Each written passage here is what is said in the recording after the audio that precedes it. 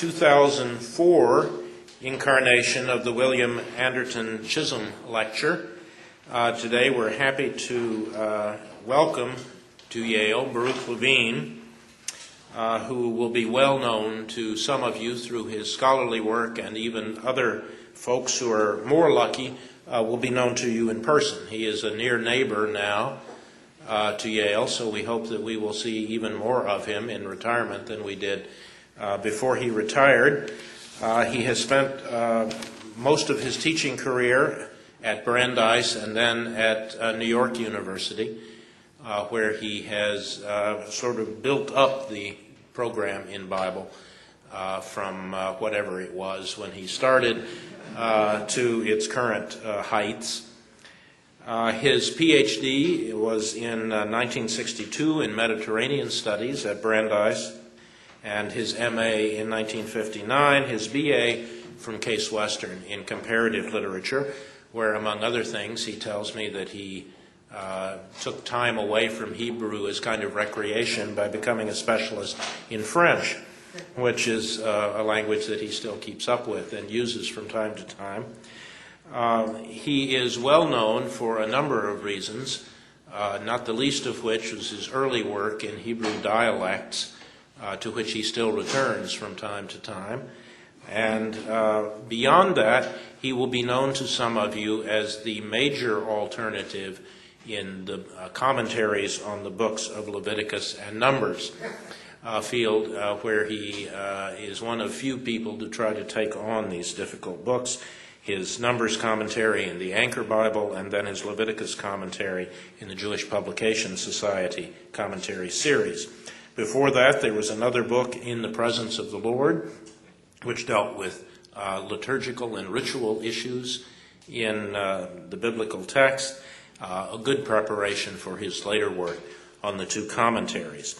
His most recent book-length publication is a book in which he collaborated with Jonas Greenfield and Adnan Yardeni, and it has been published now for a couple of years, Documents from the Bar Kokhba period in the Cave of Letters.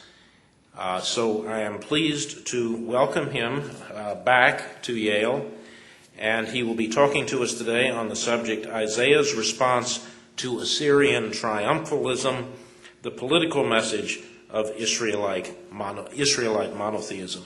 Please join me in welcoming him to Yale.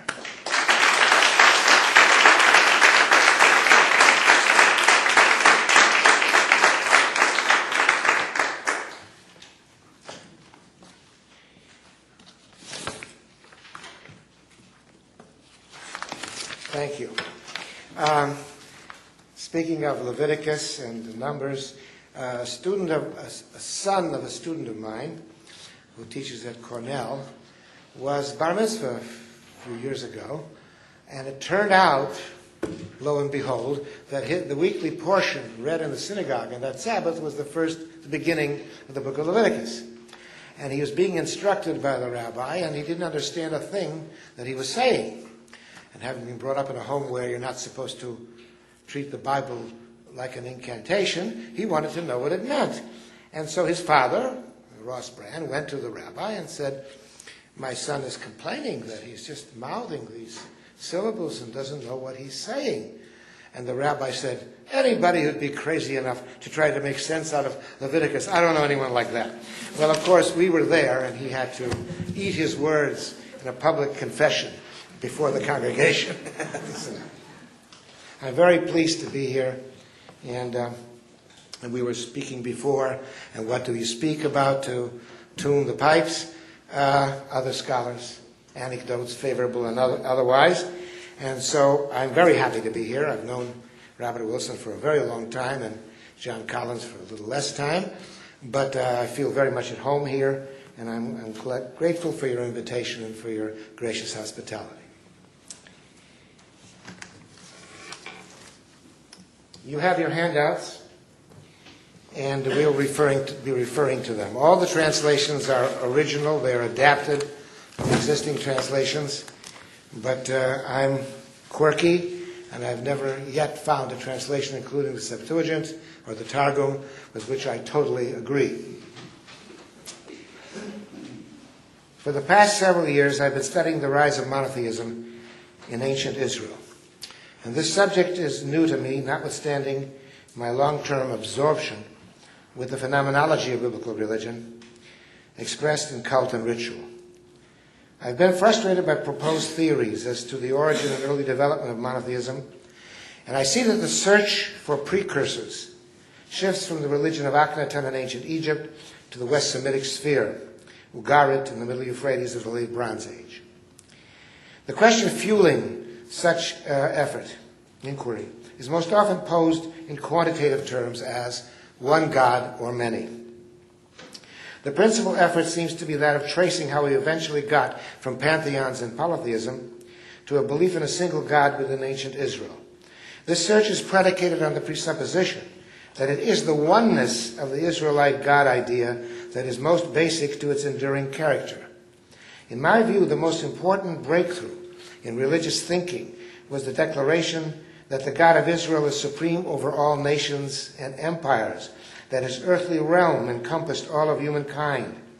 And this, as you see, is a political statement. There are thus two doctrines to be considered, and the failure to differentiate between them has, I think, produced confusion. There is, first of all, the doctrine that Israel has only one God and is prohibited from worshiping, quote, other gods, to quote the Decalogue. This is a feature of the henotheistic phase of Israelite religion. In effect, Israel was commanded to reject the overarching West Semitic pantheon that was traditional in early Israelite society and which continued to be registered among the other peoples of the regions. I confess that there are aspects of this doctrine with its strong aniconic emphasis that I cannot explain to my own satisfaction. Then there is the idea that Israel's national God, Yahweh, by most pronunciations, rules over all nations and empires, as we read in a late Psalm 113. From the rising of the sun to its setting, the name of Yahweh be praised. Yahweh Ram Adonai al Kol Goyim. Yahweh is supreme over all nations. His glorious presence is above the heavens. According to this doctrine, there are no other gods in heaven or on earth, only the God of Israel. It is this doctrine to which I turn my attention and whose genesis can be traced, I think, to the Neo-Assyrian period. Much of the research pertaining to the rise of Israelite monotheism bears the not too subtle implication that great ideas would not have emerged directly from the culture of the Israelites themselves, but must have been appropriated from the greater civilizations of the ancient Near East. There are indeed important comparative dimensions to the rise of Israelite monotheism. In large part, they are diachronic, to be found once again in the regional cultural background of ancient Israel. Perhaps more important in comparative terms was Israel's contemporary response to a new political reality, which created a crisis of faith, namely the hegemony of the Neo-Assyrian Empire in the West, which reached its peak during the latter part of the 8th century BCE and into the 7th century. More precisely, I will propose that the policies and campaigns of the Sargonids, especially of Sennacherib, elicited an Israelite response that directly impacted the God idea. That response is most immediately expressed in the prophecies of first Isaiah of Jerusalem, Sennacherib's contemporary. It was the threat to Jerusalem and Judah from Assyria that called forth an enhanced God idea, one grand enough to stand up to empire. At the outset, I want to dispel any notion that I'm unaware of the Egyptian factor. But I think that as the biblical writers saw the Egyptian factor, it was more a matter for the henotheistic phase. Our God versus the gods of Egypt. God of smaller people, yet more powerful than the gods of the major empire. And historically speaking, most of the contacts between Egypt and the Israelites during the better part of the biblical period were expeditionary. The Egyptians came in, they withdrew, they were involved in alliances, but they never touched the core political structure at that period. Isaiah's response evolved into universal monotheism, and in effect enabled the people of Israel to survive exile and domination by successive world empires.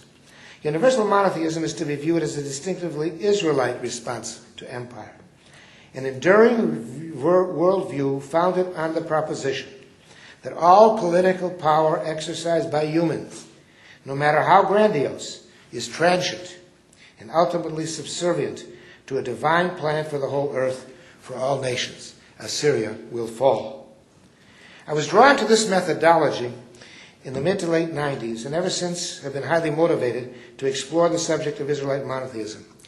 My colleague at New York University, the Egyptologist Ogden Gallet, had undertaken a collaborative study, together we did, of the treaty between Ramses II of Egypt and the Hittite king Hattushili III, enacted around the middle of the 13th century BCE, after the military standoff at the Battle of Kadesh on the Orontes. Versions of the treaty are preserved in both Egyptian and Akkadian, which was employed by the Hittites as a lingua franca.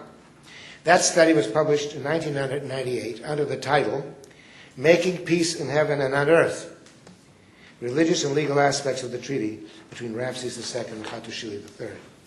Since then, I have published 2 articles, with a third going to press.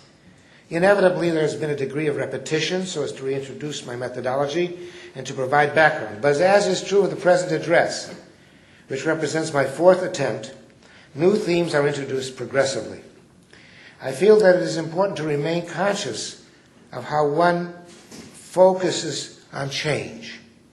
Let us then begin by studying a passage from the introduction to this unusual treaty. Number 1 on your handout. Behold, as for the accord of the great king of the land of Egypt with the great king of the land of Hatti, since timeless antiquity, the God has disallowed the commission of hostility between them through an everlasting treaty. Behold, as for Ramses the great king, king of the land of Egypt, he seeks to put into effect the accord which the sun god established and which the weather god established, sun god for Egypt, weather god for the Hittites, for the land of Egypt with the land of Hatti from the beginning of time, disallowing the commission of hostility between them in the future. The principal problem that occupied us is the precise meaning of the designation of the god in Egyptian Pan-Necher, in Akkadian Dingir-Li, which occurs only once in the introduction to the treaty. Does it signify a single deity who ruled over both the lands, Egypt and Hatti? Does its unique occurrence, coming before the names of any specific deities are mentioned, testify to a belief shared by contemporary Egyptians and Hittites in one deity who rules over both nations, to whom the gods of both nations were subservient? After an in-depth and independent analysis of both terms in their respective contexts, Gallet and I were both able to conclude that this terminology refers to whichever deity was acknowledged by each of the signatories. In other words, to the deity of reference, who initially remained anonymous. Another possibility is that this terminology refers to an impersonal divine power, divinity, to a generic conception of divine power, attested elsewhere, but less likely to be present in the treaty. Our interpretation of Pan-Necher, Dingir-Li, shared by many others, is corroborated in the continuation of the treaty, where it is repeatedly stated that the chief gods of the two lands had established the accord, and that all of the gods of both lands had endorsed it. The same picture emerges from the list of divine witnesses at the conclusion of the treaty, where we observe a matching up of corresponding Egyptian and Hittite deities according to their respective attributes and domains. That is what makes this document a virtually unique parity treaty, one which projects the coexistence of two realms in heaven and two on earth, a symmetrical cosmic and political situation which can be termed bipolar. As such, the treaty mirrors the political realities of the period, when no one empire ruled the earth. The closest we come to the idea of one world is in the utopian vision that Egypt and Hatti will someday be united, a theme also expressed, quite appropriately, in correspondence relating to royal marriages between Egypt and Hatti. Although history was soon to reject this vision, the treaty preserves an arrested moment in religious consciousness, when the usual claims of victory and invincibility gave way to a notion of friendly coexistence between rival world powers. A cast of the treaty hangs in the United Nations building. While outdoors in the United Nations Plaza, we have the words of Isaiah chapter 2 about beating swords into plowshares and not learning war anymore, a vision of international peace uttered more than 6 centuries later. Studying this remarkable treaty left me with an afterthought, which soon became a very urgent question. If the Egyptian-Hittite treaty speaks in cosmic terms of a bipolar world order, how would political documents that spoke for a unipolar world power express the same sanctions or statements of divine empowerment? Would not such documents proclaim the global supremacy of the unrivaled chief god of the imperial pantheon of that sole world empire? Let us, in this spirit, examine a passage from the annals of the Assyrian king Sennacherib, the contemporary of first Isaiah and of Hezekiah, king of Judah, who ruled over the Neo-Assyrian empire from 705 BCE to his death in 681. In your handout, number 2. Sennacherib, the great king, the powerful king, king of the entire world, king of the land of Assyria, king of the 4 quarters of the earth, wise shepherd, elect of the great gods, lover of uprightness, helper and supporter who goes to the aid of the poor, who turns toward good deeds, consummate warrior, valiant man, foremost among all the kings, the great king who swallows up those who do not submit, who strikes the wicked with lightning. Ashur, the great mountain, the god Ashur, has handed over to me unrivaled kingship over all who dwell in palaces. He has enhanced the power of my weapons, from the upper sea in the west to the lower sea of the east. All of the black-headed creatures, humans, he has placed under my feet, and powerful kings fear my onslaught. The supreme Assyrian deity Ashur granted the Neo-Assyrian king Sennacherib dominion over all peoples and lands. In reality, the Assyrian onslaught did confront all kings with or at least most, with the decision either to submit or to be reduced to submission by force. Alongside the virtuous epithets of Sennacherib, for which there is a long tradition, we note an emphasis on the fear engendered by his invincible military might, a cornerstone of Assyrian ideology and a true reflection of the political realities of the first years of his reign. And yet the basic thrust of Sennacherib's annals, the mandate to expand Assyrian power by extending the borders of Assyria and imposing its yoke ever more firmly on age-old ideologies, as has been shown most clearly by Chaim Tadmor. It is just that it was not until the Neo-Assyrian period that they were realized on a lasting basis. A comparison of the annals of Sennacherib with those of his immediate predecessors, Tiglath-Pileser III and Sargon II, indicates that Marduk, the venerable patron deity of Babylon, has been demoted and the god Ashur promoted. We can now document this change in the ranking of the gods of the Neo-Assyrian pantheon, correlating it precisely with Sennacherib's aggressive policy toward Babylonia. After successive campaigns, which began soon after his ascension in 705, Sennacherib finally captured Babylon in 689 BCE and razed the Esagila temple. Along the way, the Assyrian cult began to reflect this policy, as did the recensions of myth. Ashur was now said to have subdued Tiamat in the creation epic, not Marduk. And it was now Ashur who held the Tablet of Destinies, Tupishimati, not Marduk. The Akitu temple in the town of Ashur, which Sennacherib made his religious capital, his political capital was Nineveh, was dedicated to the god Ashur. And dust from the destroyed Babylon was brought to the town of Ashur, along with other furniture. And so the history of the cult of the god Ashur, including this deity's role in the Assyrian prophecies, can be seen as a series of progressive responses to Assyrian expansion and the consolidation of the heartland through the conquest of Babylonia, which was Sennacherib's primary objective. Sargon II, Sennacherib's predecessor, was slain in battle in Cilicia in 705, an unprecedented event which produced shockwaves throughout the empire. Although Sennacherib soon set out to subdue Babylonia, he delayed 4 years before moving westward to suppress a rebellion fomented by Hezekiah, with some collaboration from Merodach Baladan, the rebellious ruler of Babylonia. When he did move in 701, as recounted in the annals of his third campaign, he devastated the countryside, reinstated Padi as the petty Philistine ruler of Ekron, whom Hezekiah had deposed. The name Padi has now been attested in an inscription from Tel Mikne Ekron. Jerusalem was blockaded, but ultimately spared after Hezekiah paid heavy tribute to Assyria, and Judah, though greatly weakened, continued to exist for about a century more. At the Cambridge Divinity School in England last year, I talked about this, and I looked at my host, and I said, I'm Jewish, you are Christian, we might both be here as human beings, but I wouldn't be here as a Jew, and you wouldn't be here as a Christian if Sennacherib had raised Jerusalem in 701. It was such a pivotal historical event. I began to formulate a general hypothesis, hardly original in substance, but perhaps new in its particular application. Religion follows politics in responding to changing realities. The local deity of a town named Ashur became in time the supreme, though not the sole deity of the Neo-Assyrian imperial pantheon, at the expense even of Marduk.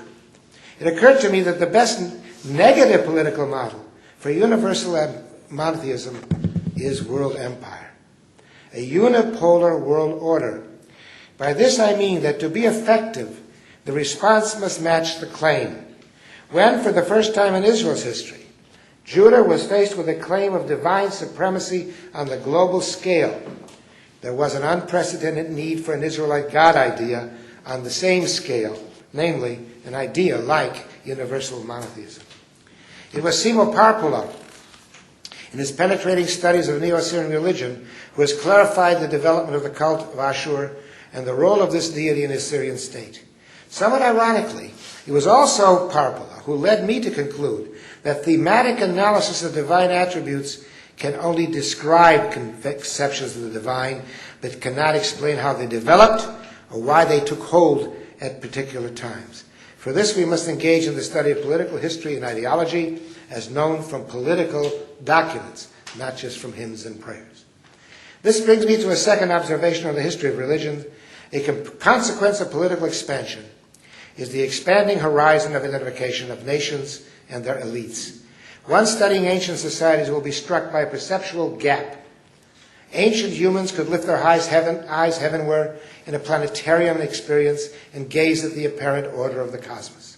Thus God spoke to Abram at the covenant enactment, lift up your eyes heavenward and count the stars. And the words of the psalmist, Ki ereh shamecha, as I behold your heavens, the work of your fingers. The celestial view was much larger than the terrestrial horizon of identification, since most ancients never ventured very far from home. And in their entire lifetime, as a result of this gap, notions of a creator God who brought order to the heavens were part of human consciousness long before human communities, distant from one another, became aware of each other's existence and more of their power relationships. It is my sense that the concept of one God who is supreme over all nations and lands, not only over the cosmos and nature, took a long time in coming and was a response to the expansion of the territorial horizon of identification. In the ancient Near East, this expansion crystallized precisely in the Neo-Assyrian period, as we now know from recent studies of the so-called Sargon geography by Wayne Horowitz and Mario Liverani, the latter being a major investigator of political ideology. Assyrian ideologists possessed global awareness, as did Isaiah and his colleagues in Jerusalem. The burden of my study is to show in some detail exactly how first Isaiah of Jerusalem and others responded to the threat of Neo-Assyrian expansion and to the triumphal claims of Assyrian ideology. The Hebrew Bible contains no political documents in original form, but it does preserve what are perhaps unique paradigms of response literature, which speak for the defeated, a counterpoint to the triumphal boasts of the conquerors, which are well documented. I cite Mario Liverani, quote, at the moment of the impact, there obviously takes place a struggle between ideologies, each providing its own audience with the explanation of what is happening. And as there is an ideological justification for victory, there can be an ideological justification for defeat and subjugation.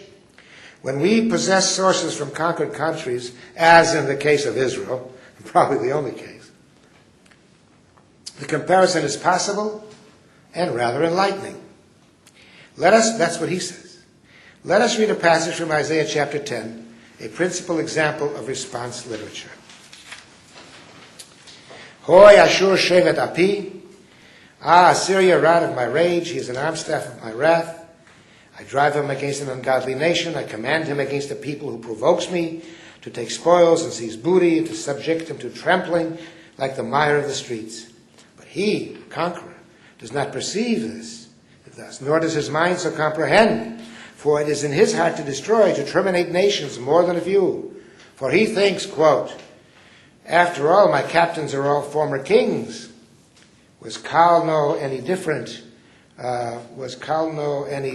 Carchemish, or Hamath from Arpad, or Samaria from Damascus? Just as my power overtook the idolatrous kingdoms, in parentheses, and their images exceeded those of Jerusalem and Samaria. Verily, just as I did to Samaria and her idols, so will I do to Jerusalem and her images. The prophecy continues through verse 19 and predicts the downfall of Assyria. It has been amply demonstrated by any number of scholars, including Mordechai Kogan and Peter Machinis, both drawing on insights of Chaim Tadmor, that not only the content but the style and rhetoric of the Assyrian sources was known in Jerusalem, whereas witnessed their resonance here and elsewhere in 1st Isaiah and in the Rav Shakeh speeches of 2 Kings. In the continuation of the prophecy, verse 13, we read that the Assyrian king boasts of removing borders, a theme present in Neo-Assyrian inscriptions, and most recently discussed by Nili Vazana. These cultural links allow us to conclude that Isaiah and his colleagues knew the current Assyrian ideology and were in a position to respond to it.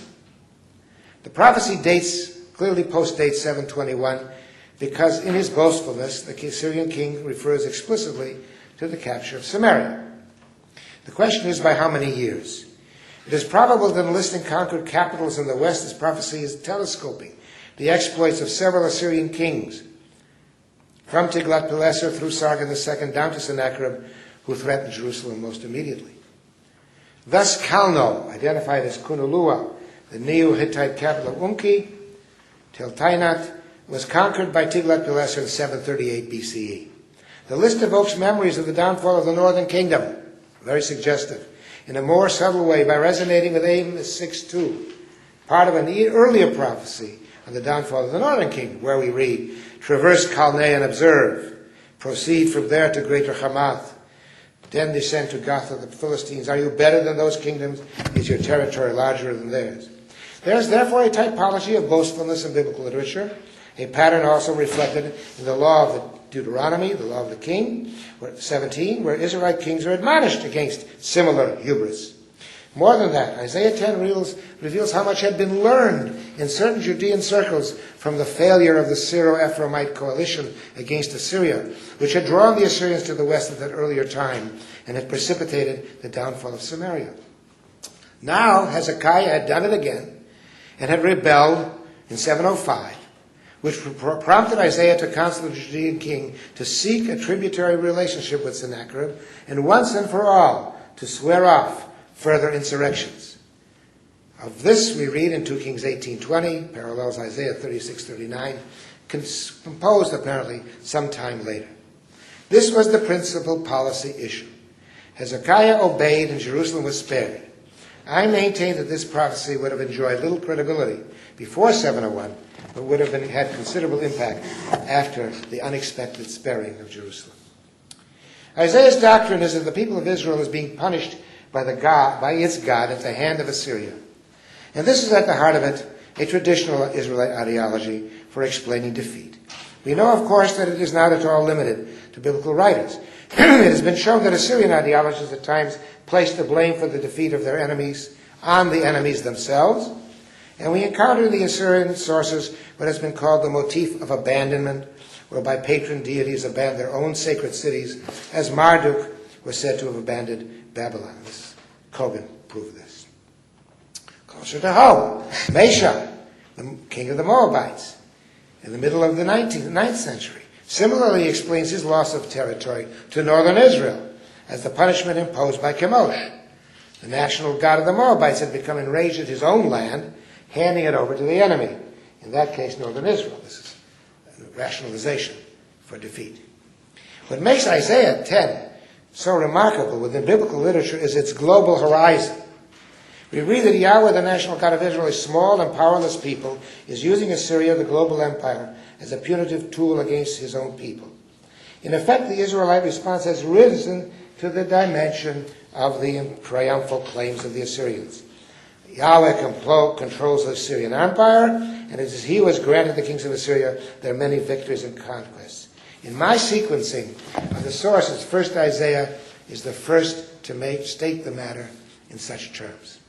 None of the early narratives, neither the Yahwist nor the Elohist of Torah literature, look at history this way. And none of the other 8th century prophets went as far as Isaiah in articulating this global perspective. It is only later that we find resonance of this ideology. As in Deuteronomy 4, it has been clearly demonstrated to you that Yahweh, he is the true God, there's no other beside him. Now Isaiah does not mention the god Ashur, or any other Assyrian god for that matter. He employs the Hebrew Ashur, which refers to the unnamed king of Assyria, Melech Ashur sometimes, and to Assyria, the land, its people, and the empire. We have a triad during a certain period of time. A, Ashur the city, B, Ashur the land and empire, C, Ashur the god. This might allow us to detect in Isaiah's exclamation, Hoi Ashur, a veiled allusion to the deity with that name.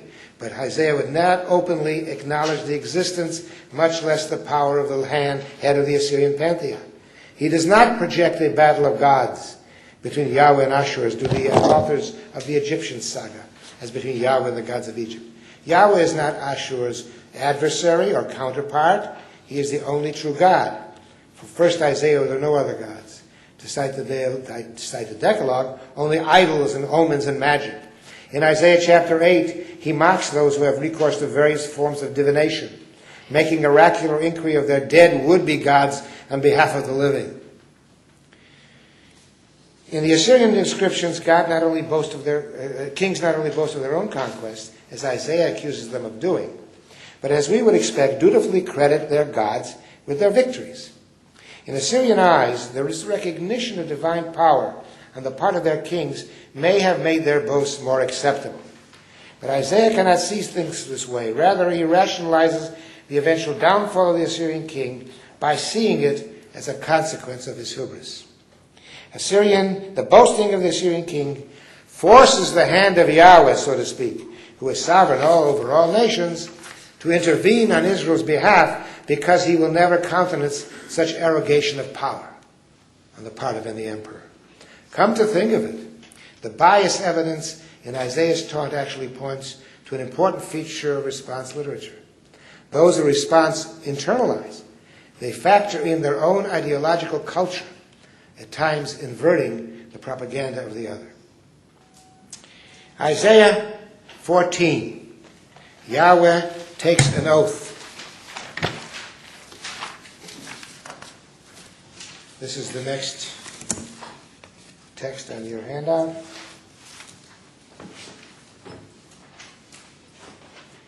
I guess I have it here, fortunately, on my manuscript. Yahweh of hosts has taken an oath, saying, as I have devised, so has it happened. As I have planned, so has it come about. To break Assyria in my land, to trample him on my mountains. His yoke shall be removed from him, and his tributary burden removed from their back. This is the plan, ha'itzah, remember that word. Devised for all the earth. This is the arm outstretched over all the nations. For Yahweh of the heavenly host has devised it, who can foil it? And his outstretched arm, who can stay it? This brief passage is an explicit statement of Isaiah's monotheism. It was undoubtedly composed after 701 for the same reasons already adduced. Reference to an oath taken by Yahweh, God of Israel, is highly suggestive against the background of Neo-Assyrian loyalty oaths imposed on vassals. It parallels the divine sanctions characteristic of treaties, according to which the gods guarantee protections to those who fulfill their treaty obligation. Another telltale resonance is the reference to the yoke of Assyria, to payment of tribute. In his annal, Sennacherib states that Hezekiah did not submit to Shah Iknushu, who did not bow down to his yoke, for which he was penalized by the imposition of heavy tribute. Of course, things didn't turn out as well as promised. The Assyrian yoke was not removed from Judah during the reign of Manasseh, and yet the improbable turn of events by which Jerusalem survived the Assyrian threat lend credence to Isaiah's assurance that Yahweh controlled the destiny of Assyria and that matters had been going according to his plan for the whole earth. First, Isaiah introduces a grand idea that came to dominate religious thought in ancient Israel, although it was often resisted. First Isaiah's doctrine that the God of Israel used imperial kings as his agents took hold in prophetic circles and informed Jeremiah's teachings about a century later in the Neo-Babylonian period. One of the ways of affirming its presence is to trace those passages in Jeremiah where Nebuchadnezzar II, the Babylonian conqueror, is called Avdi, my servant, by the prophet speaking in the name of God. The Babylonian king is called my servant several times in several different prophecies. Those who resist, God has given his servant, the king of Babylonia, dominion over many nations. Those who resist will suffer the consequences for 70 years, at which time Babylonia will receive its own delayed punishment from Yahweh. One of these nations that resisted was Judah. The same theme is presented even more dramatically in a prophecy addressed to several nearby nations and so forth. The same message. Between Jeremiah 25 and 27, 26 reports on the trial of Jeremiah for treason, after the prophet had predicted that the temple in the city of Jerusalem would be destroyed, as had been Shiloh. In the course of the trial, some of the elders reminded the people assembled that Micah of Moreshet Gath had similarly predicted the destruction of Jerusalem at the time of Hezekiah. But instead of condemning him to death, Hezekiah heeded Micah, treated God, and Jerusalem was spared. There's some kind of confusion here between Micah and Isaiah. We have no record that Micah actually counseled Isaiah in this manner, although Micah 11:12 states that the nations who had come to despoil Zion failed to comprehend Yahweh's long-term design, Atzato, his plan. This diction resonates clearly with 1st Isaiah. Unfortunately, this time around, the Babylonian period, Israel did not heed the prophet's words, and Jerusalem was destroyed. 1st Isaiah labels Assyria rod of my rage. And in Jeremiah, the God of Israel calls Nebuchadnezzar, who defeated the Assyrians, my servants. Both kings devastated Israel, but were nevertheless agents carrying out the God of Israel's international plan. In the later works of Deutero-Isaiah 45, 1-5, Cyrus the Great, founder of the Universal Achaemenid Empire, conqueror of Babylon, is called, in addition to Avdi, my servant, Ro'i, my shepherd, also Mishicho, his anointed one, God's anointed one. He is viewed as a redeemer, charged by the God of Israel to restore his people and rebuild his temple in Jerusalem. But the principle is the same. Empires rise and fall.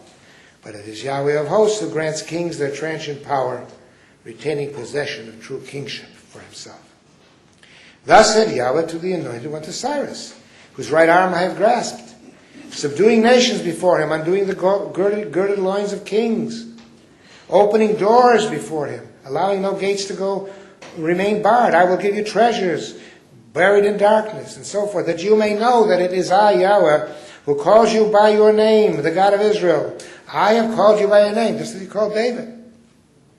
I entitle you, give you a title, though you do not acknowledge me. It makes no difference whether Cyrus knows about the God of Israel. He can be totally oblivious. It's happening without any action on his part. I am Yahweh and there's no other, except for me. Ein Elohim, there is no divinity. I empower you, though you do not acknowledge me. It repeats the same thought. The translation given here reflects a particular view, where I translate the tenses in a certain way. This may be a response to the Cyrus edict. It would fit the time scale. Now, Isaiah reinforces what had been said in 1st Isaiah and in Jeremiah. The conquest of Cyrus, including the conquest of Judah and Jerusalem, from the Neo-Babylonians are in accordance with Yahweh's plan. Now, this was not accepted, nor were most Judeans happy about it, but there were enough who believed it. The saving grace of the people of Israel is there's always been enough people who believed the words of the prophets, even though many may have not. Now, here's what's new, before I tire you out too much, what I've never spoken of publicly before. Ruach Adonai, the Spirit of Yahweh. So I don't have a moral problem with repeating a lecture totally without interjecting something new. There is another line of inquiry that brings us to the same point in the development of monotheistic thinking in ancient Israel, early in the period of the return. It pertains to changing concepts of power. This is the newest phase of my studies, and it was stimulated by a certain malaise concerning the realism of Isaiah's response to Assyrian ideology, as I've explained it thus far. In my view, prophecy, with all of its visionary quality, must make sense as a critique of the present if it is to motivate change in the future. In the early years of Sennacherib, Assyrian power had reached its zenith, while Judah's power as usually conceived, was at its lowest ebb. True, Jerusalem had been spared, which was remarkable, but Assyria still ruled most of the known world. Israel was being counseled to submit to a world empire, and at the same time being told that its God controlled events in all of the earth. In what sense could Israel's God, the God of a defeated people, be regarded as all-powerful on earth, as controlling the destiny of empires? Looking for variables in the equation, I arrived at the conclusion that Isaiah and those who accepted his doctrine were pronouncing a different concept of power in an imperial age, and that we can identify this concept reliably. We can track the footprints of change by examining a semantic transaction affecting the connotation of the Hebrew word ruach in the construction of Ruach Adonai, the Spirit of Yahweh, and related forms. In the heroic tradition of the Hebrew Bible, represented by early epic poetry and tales of ancient heroes in the book of Judges and Kings, Ruach Adonai manifests itself as power in battle, as exceptional physical prowess that pulsates within the charismatic leader, to use Max Weber's term. Thus it is said of Samson, quote, "The Spirit of Yahweh began to pound within him in the Danite encampment between Sarah and Eshtaol." In the continuation of the story, we read that Yahweh's Spirit landed on him, vatitzlachala. As if in reflex, the hero is girded with strength, which he calls upon to rescue Israel by performing Herculean feats. Samson splits open a lion and single-handedly smites 30 men. Of Gideon Yerubbaal we read, "The Spirit of Yahweh clothed Gideon," which occurred as he was about to go into battle. With respect to another hero, Othniel, son of Kenaz, the formulation is different. Vatehi alav ruach Adonai, the Spirit of Yahweh was upon him. Once again, as he was going into battle. Compare to Jephthah, the Spirit of Yahweh was upon Jephthah, just before he went into battle. All of these warriors were victorious against different enemies, Arameans, Ammonites, Midianites, Philistines, and others, as a result of their selection by Yahweh as possessors of this Spirit. David was the last of the charismatic heroes and the first king to initiate a dynasty. And in the transition from Saul, who was rejected, to David, who was elected, we once again observe the role of Yahweh's Spirit, defined as military prowess. Thus we read in 1 Samuel 16, "The Spirit of Yahweh Tzalcha landed on David from that day forward," and in the next verse, "Then the Spirit of Yahweh departed from Saul." These references will prove to be especially significant because they relate to kingship. In phenomenological terms, the Spirit of Yahweh represents the hypostasis of physical prowess, a capability conveyed by the Hebrew term givurah, the word warrior being gibor. People wondered at feats of human givurah and identified their source as divine. As hypostasis operates, the heroic profile was attributed to Yahweh himself. Thus in the Song of the Sea, Yahweh is a man of war, Adonai ish milchama. And in Psalm 24, Adonai Izuz v'gibor, Yahweh is mighty and powerful. He is gibor milchama, heroic in battle. In fact, we read of the wars of Yahweh, milchamot Adonai, a notion that lends itself to several interpretations, all instructive for present purposes. On the face of it, the wars of Yahweh are those that Yahweh commands, namely, the wars of conquest of Canaan, the promised land. Thus Saul to David, "Serve me as a warrior and do battle in the wars of Yahweh." And in the words of Abigail to David, "For my Lord does battle in the wars of Yahweh." There's even reference to Sefer Milchamot Adonai, the record of the wars of Yahweh in Numbers. And this comes in a poetic excerpt that records the arrival of the Israelites at the Moabite border on their way to the Promised Land. I discussed this in my commentary. In another dimension, the wars of Yahweh are so called because Yahweh does battle on behalf of his people, leads them and fights at their side. Israel's army is accordingly called Am Adonai, Yahweh's militia, in the Song of Deborah. On the same basis, Israel's enemies are Yahweh's enemies. As we read after that very victory over the Canaanite king of Chatzor, "So may all of your enemies perish, O Yahweh." Finally, there is the mythological background of Theomachy, Yahweh's primeval battle at creation against rival cosmic forces, deified in polytheism. This theme resonates in the same Song of Deborah. Min hashamayim nilchamu. From the heavens they did battle. The stars from their courses did battle against Sisera. The theonomy of creation is replicated by Yahweh's theophany after the exodus from Egypt. Also recalled in the opening verses of the Song of Deborah, B'tzeit Chami Seir, when you came forth from Seir, when you marched from the mountains of Edom. When we compare the characterization of David, the idealized king, and similar depictions in the royal songs, with the profile of the ideal king in Isaiah 10:32b, 11 to 11:10, here I'm going to have to ask somebody to give me his handout. You know it by heart anyhow.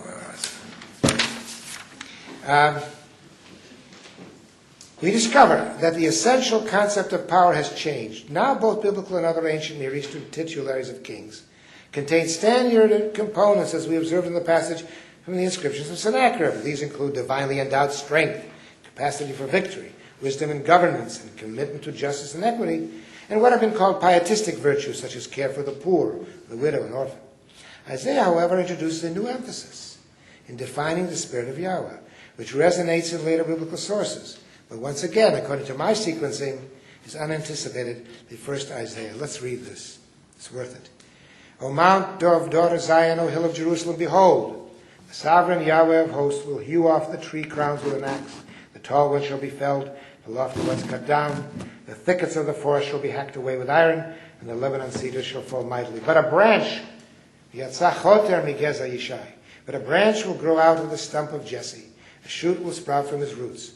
And the Spirit of Yahweh, Ruach Adonai, will rest upon him. V'nachala. Ruach of discerning wisdom. Ruach of courageous counsel. Ruach of knowledge through fear of Yahweh. He will sense, breathe the fear of Yahweh, so that he will not judge by what his eyes see, nor render verdict by what his ears hear. He will take up the just cause of the deprived and equitably defend the unfortunate of the land. And here's the most important statement. He will strike down tyrants, we read Aritz. With the rod of his speech, with the breath of his lips bring death to the wicked. Justice shall be the girding of his loins, Isor chalatzav. Faithfulness, the girding of his waist. The wolf shall dwell with the lamb, and the leopard crouch with the goat, and so forth. No evil or corruption shall be committed, for the land shall be filled with the knowledge of Yahweh. On that day the root of Jesse that remains standing shall be a standard for peoples.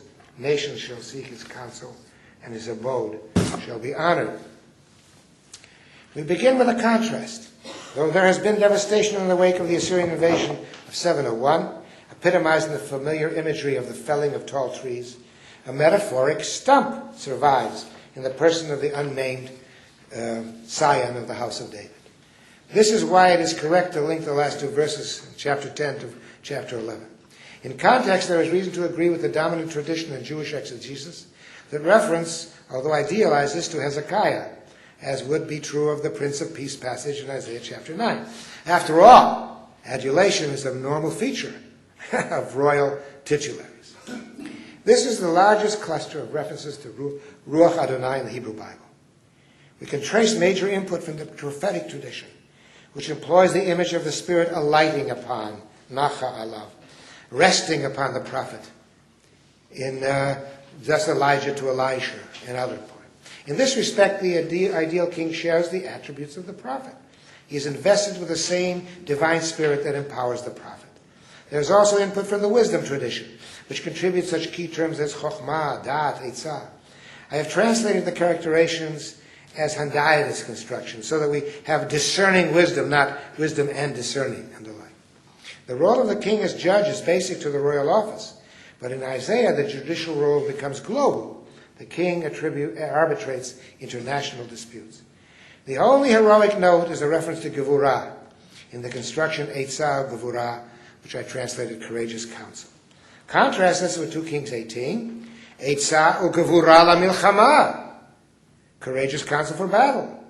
In Isaiah 11, Gevurah, whose connotations fluctuate in biblical usage, serves the king's mental and spiritual attributes rather than his military capability. It is of interest to note that in possessing Eitzah, counsel, the ideal king is further linked to his God. As you will recall from Isaiah 14, Yahweh rules over the whole earth with an Eitzah, a plan that allows empires to retain transient power, only to be brought low in God's own time. The modulation of power concepts is epitomized in Isaiah 10 by the application of military descriptiveness to the king's commitment to justice. He is not girded with weapons or with prowess in battle, as were the heroic leaders of the past, but with justice and equity. His perceptions are penetrating, unaffected by appearances, like those of God himself. Thus 1 Samuel 16, for humans judge by what appears to the eyes, but Yahweh sees through to the heart. He secures justice. The term Yirat Adonai, fear of Yahweh, which describes the king's state of mind, bears the functional sense of obedience to God's will, to his commandments, especially to the moral code of justice. Note the parallelism in Job 28:28. Behold, fear of Yahweh, He Chochmah, that is wisdom, and turning away from evil, Sur Mirah, that is discernment. The transaction from the physical to the spiritual is also expressed in the authority that accrues to the ideal king. He doesn't have to use force. His words are his rod, Hebrew shevet, all over the place, which probably means that he can decree obedience to his word. Come to think of it, isn't a king or other leader who can command compliance more powerful than one who is compelled to resort to military might in order to enforce his decrees? The ideal king disposes tyrants and condemns the wicked to death without relying on force of arms. Nations will seek his counsel, shades of Isaiah chapter 2. Simo Parpala notes that in an Assyrian prophecy pronounced over Ashurbanipal when he was crowned prince, it is stated that foreign kings turned to him to resolve conflicts. Perhaps some Assyrian court prophets were tiring of conquests in the mid to late 7th century. In a world so governed, the wolf will not attack the lamb, and war will be no more. The vision of international peace in Isaiah 2 is thus the outcome of kingship, guided by the Spirit of Yahweh. The portrait of ideal kingship resonates with the titularies of the Neo-Assyrian and other Mesopotamian kings, with the singular difference that reference to heroic prowess in battle has been muted, with the themes of wisdom and governance and moral authority being greatly emphasized. The biblical royal titulary expresses the new understanding of Ruach Adonai. There could be no military solution to the Assyrian threat, like there had been to the Canaanite nations of the Philistines or the Arameans. What is said about the Scion of Jesse belongs with the notion of a surviving remnant, the best outcome under the circumstances, a theme common to several prophecies of 1st Isaiah. If you care to see evidence of the impact of this change in power concepts, see 1 Kings 3, where the idealized profile of Solomon emphasizes discernment and wisdom in judging the nation. Note that Solomon is rewarded for not having asked for victory over his enemies. This configuration of Solomon, authored considerably later than the Isaianic prophecies that we have been discussing, incorporates the notion that the Jerusalem temple is a monument to peace, shalom, adducing the folk etymology of the name Shalom. This theme is also conveyed in Nathan's oracle to David, which states that only when the wars of conquest are over would Yahweh accept a house consecrated to him. The end of the semantic progression is documented in the period of the return from exile in 1 Zechariah chapter 4. We read of Zerubbabel, a scion of the house of David, commissioned to rebuild the temple and restore Jerusalem under the terms of a Persian imperial charter. Yahweh's words to that politically constrained leader of a small enclave community, to echo Mary Douglas's characterization, express dramatically the quintessence of universal monotheism, showing once again how great ideas emerged out of ancient Israel's confrontations with successive empires. Those empires continued blindly to act out of the arrogance of power that invariably led to their demise. Israel, a small nation, was blessed with prophets of truth, and more than that, with leaders who placed trust in their words, and was able to survive the empires. We will observe in the words addressed to Zerubbabel that chayil, military force, and koach, strength, might, the very manifestations of the divine spirit in the heroic tradition, now stand in direct syntactic opposition to the divine spirit as conceived in the prophetic tradition, as it is written, Lo v'chayil v'lo b'choach, ki im beruchi, amar Adonai Tzvaot. Not by armed forces, nor by might, rather by my spirit, says Yahweh of hosts. Thank you.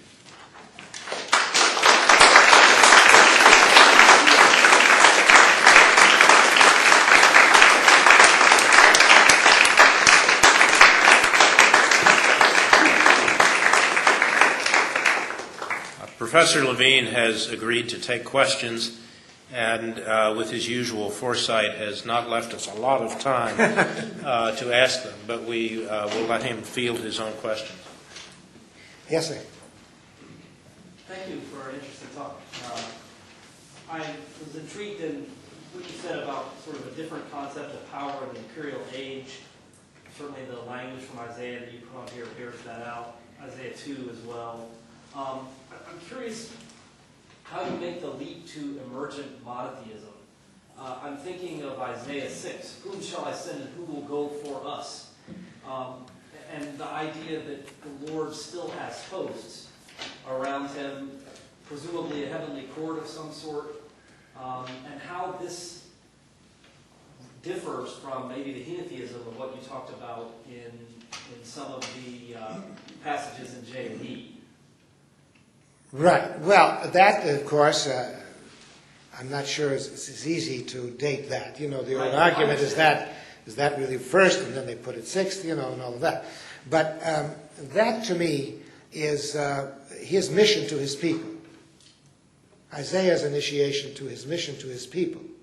The people don't listen, they don't obey, they're doing things wrong, and you need to be purified because you're impure of speech, and so you are conditioned somehow by this heavenly vision of the heavenly court to go to your people. What's not explicit there yet is the problem of empire, in my recollection.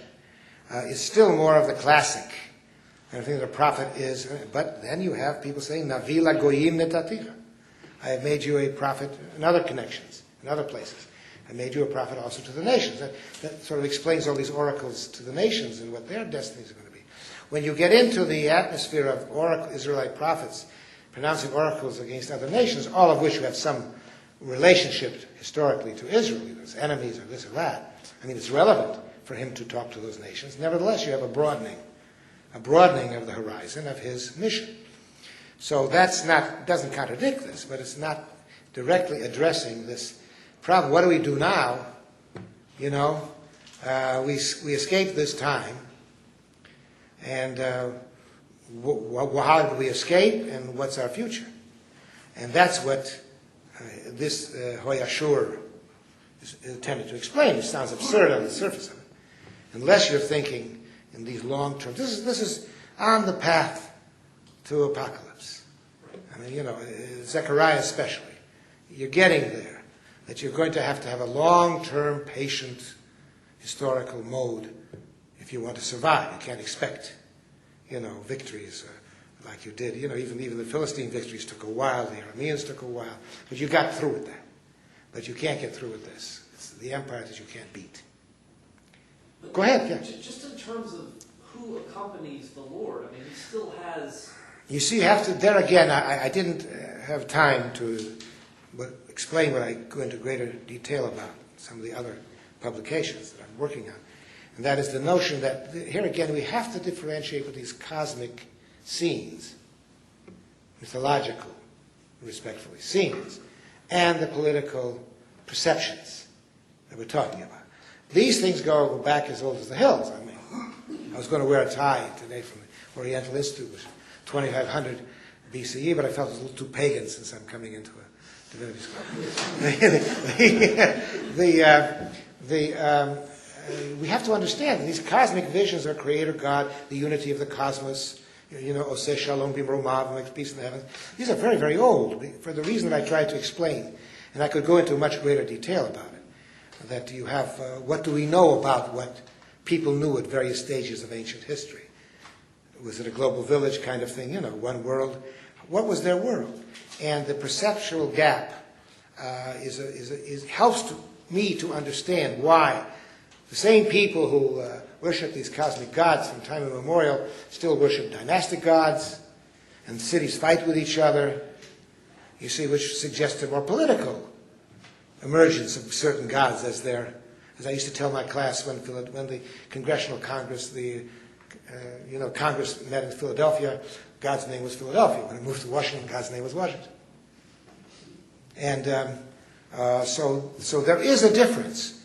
I think it's misleading. I have found it to be confusing, to try to correlate visions, heavenly visions, stars and so forth, with this political agenda, which is always there, but it comes much later because you don't come up with it in these terms.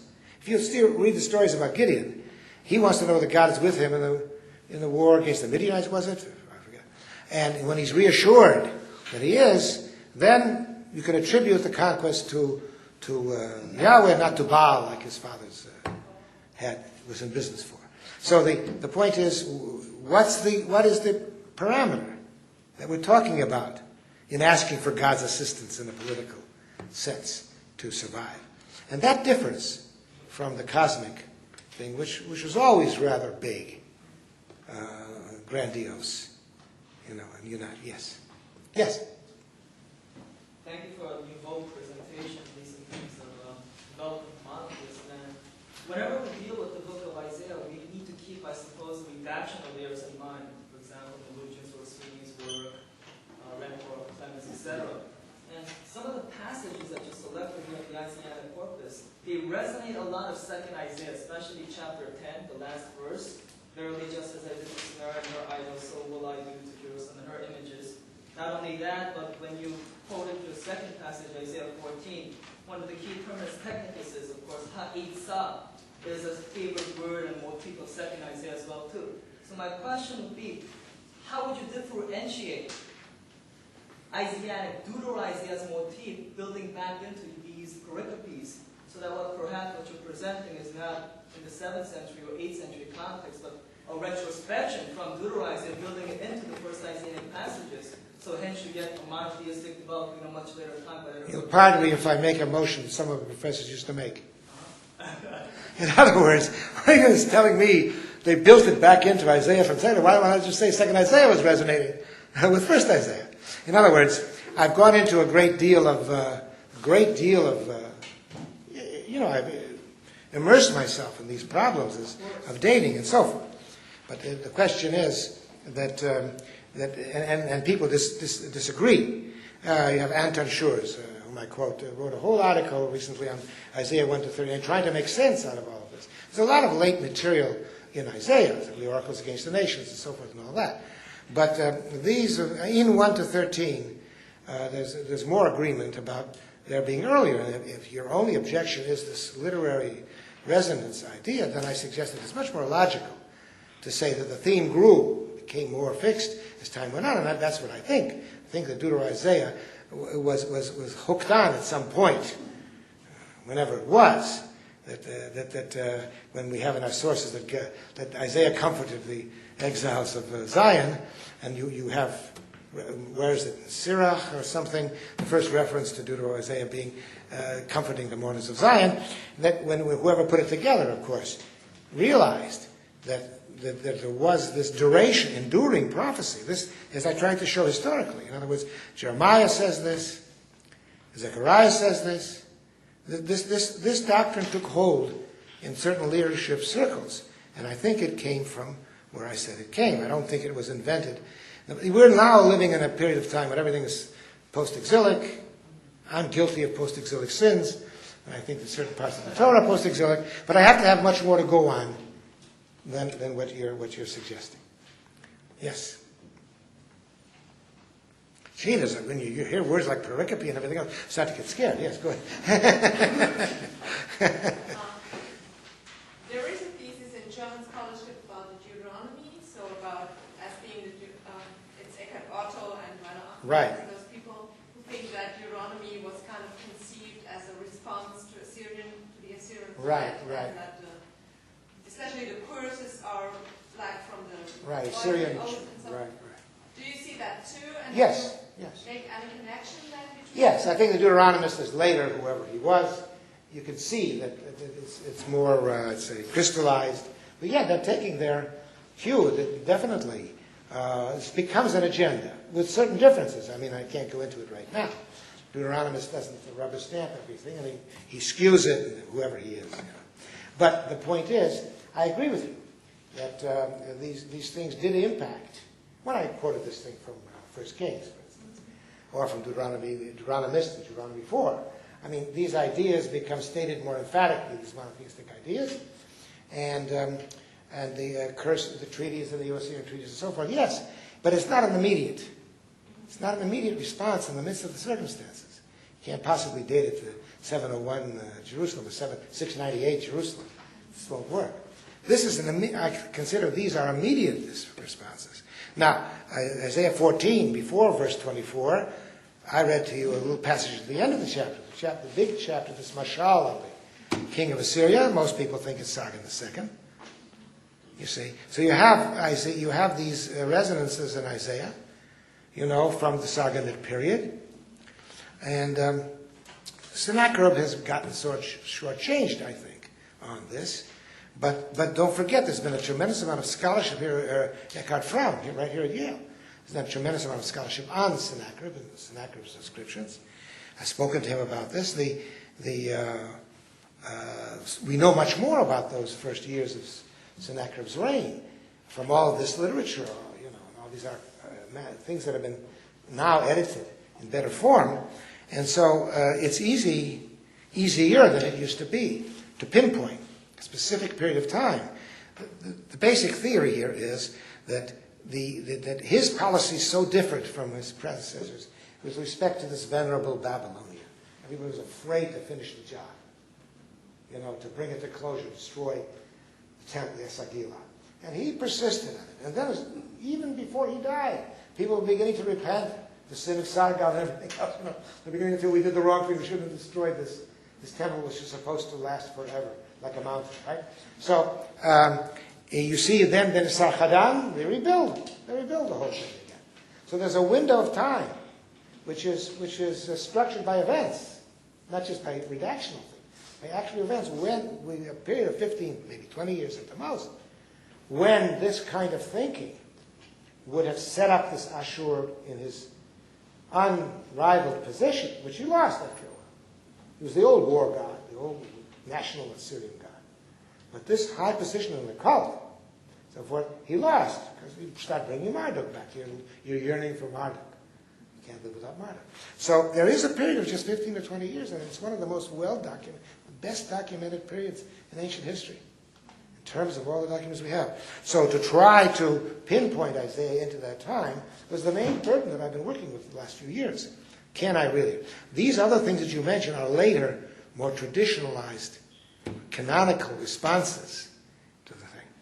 But when you read Jeremiah and you read 2nd Isaiah, I had a student a number of years ago who was worried that he discovered something. He discovered an echo of Jeremiah in late Isaiah.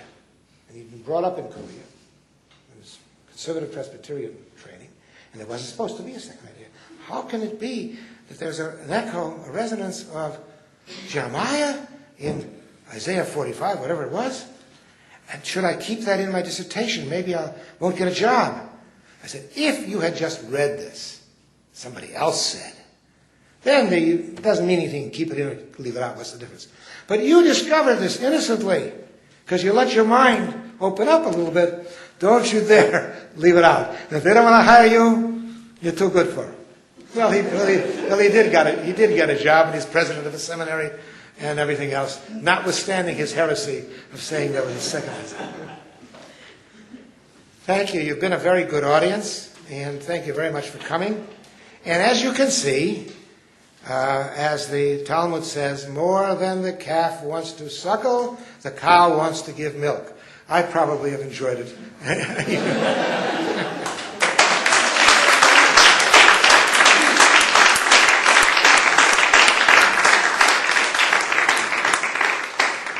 Thank you, Baruch. Let me remind you that there is a reception